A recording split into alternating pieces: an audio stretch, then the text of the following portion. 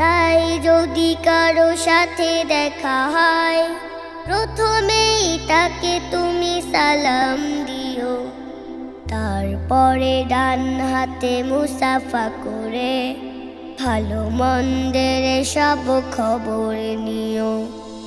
ছোট বড় যেই হোক সালাম দিতে করো না তো কেউ ভুল। প্রথমে সালাম দিতে শিখিয়ে গেছেন আমাদের প্রিয় রাসূল। যে জন আগে সালাম দিবে সেই তো বেশি সওয়াব পাবে।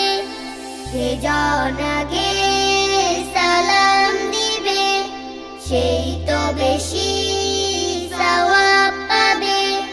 বলেছেন প্রিয় নবী জেনে নিও,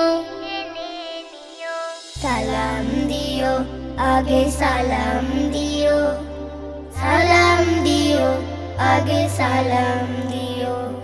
ধনী গরিব কিবা সাদা কালো সালামে নেই ভেদাভেদ।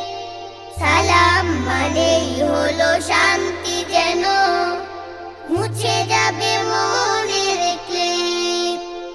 মিটে যাবে রাগ রেষারেষি, বেড়ে যাবে ভালোবাসাবাসি। শত্রু হলেও তার হবে যে প্রিয়।